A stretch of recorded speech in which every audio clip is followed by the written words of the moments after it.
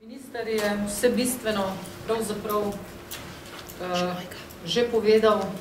Jaz bi morda tukaj parafrazirala to, kar je dr. Potočnik rekel zelo pred kratkim ob podelitvi Zoisovih nagrad, ko je rekel, da predsedovanje pravzaprav je prevzem štafete in nadaljevanje tistega, kar delajo države pred tabo.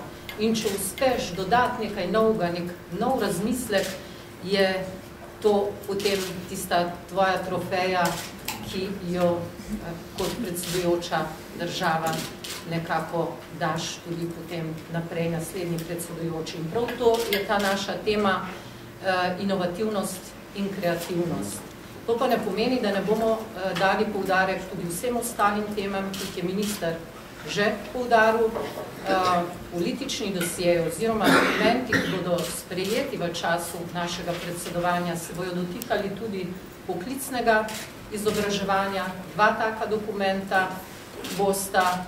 Naslednji dokument bo govoril o Centru za poklicno izobraževanje v Torinu, to je popolnoma tehnični dokument.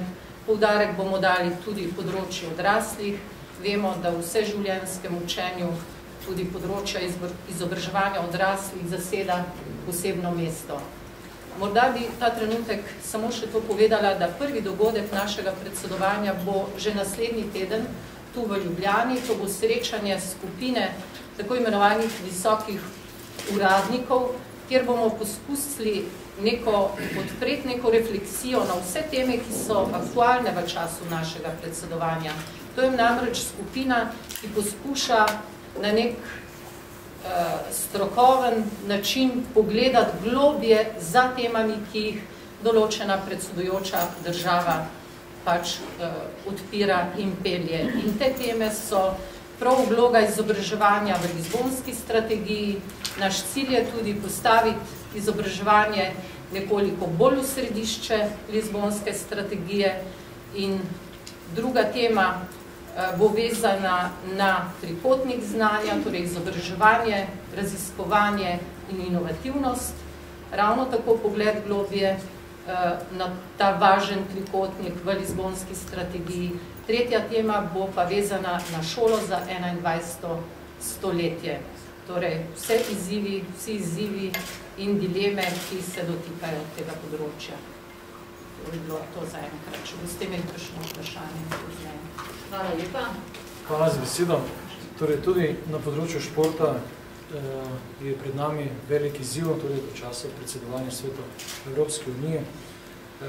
To ni samo izziv, govorimo tudi o veliki odgovornosti, na katero je posebej poudaril tudi gospod minister v uvodu. Torej, seveda Slovenija se bo v procesih na področju športa, ki so sedaj bistveno bolj implementirani tudi na ravni Evropske komisije in tudi Evropskega parlamenta, in seveda čas predsedovanja bo povezan z odzivi na te procese zahteve, torej na ravni Evropske unije.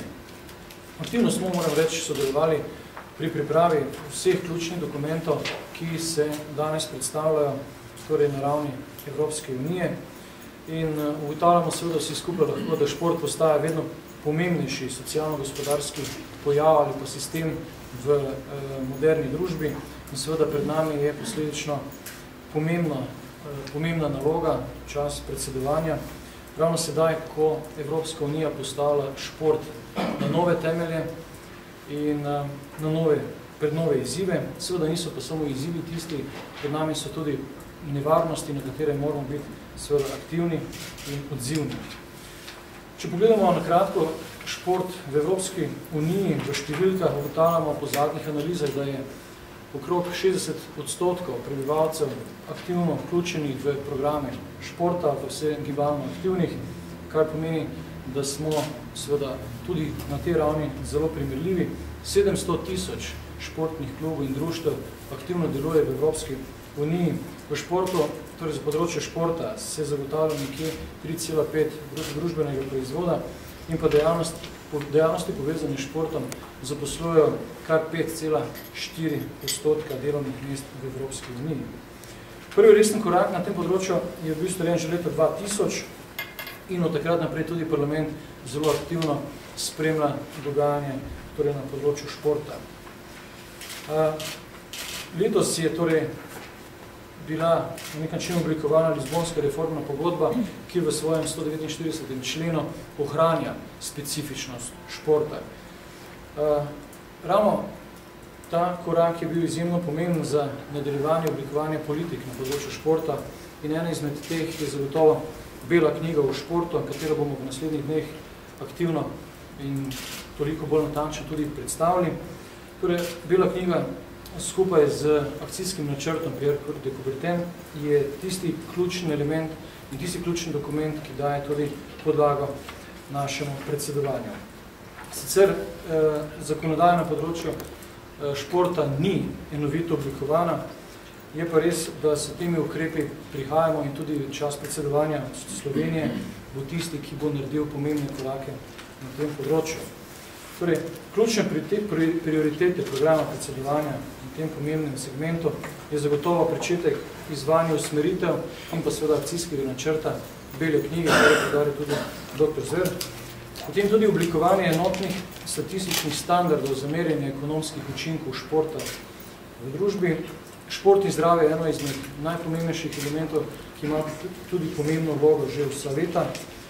Potem seveda tudi profitne in neprofitne športne organizacije in njihovo delovanje v družbi, predvsem javni interes, meje javnega interesa in vključevanje države na področju športa. Boj proti dopingu v športu. Slovenija je naredila pomemben korak vse na 33. seji državnega zbora, torej pred dnevi, sprejela UNESCO mednarodno konvencijo proti uporabi nedovoljenih živil oziroma substanc v športu. Sprejet je tudi nov kodeks na ravni mednarodne antidoping komisije in torej naš del programa predsedovanja bo ravno tako aktivno izvajanje aktivnih ukrepov torej v boju proti dopingu. Priprava pred nami je torej tudi pomemben korak, to je priprava temeljnih izhodišč za pripravo programa športa, ki daje tudi osnovo seveda za financiranje v okviru proračuna Evropske komisije. En od ključnih elementov, na katerega je dal podarek tudi gospod minister in o kateri smo govorili tudi o obisku gospoda Jana Figla, torej Evropskega komisarja, pa socialni dialog na področju športa. Poklicno in strokovno usposabljanje v športu, ravno tako kot sicer na področju izobraževanja, torej skrb za vrhunske športnike in njihovo izobraževanje, seveda v duhu po zaključku njihove aktivne karijere, torej njihovo socialno varnost in pa poseben podarek bomo dali tudi na neformalnem srečanju ministra, torej zaščiti mladih športnikov, torej ena od resnih nevarnosti v sodobni evropski družbi.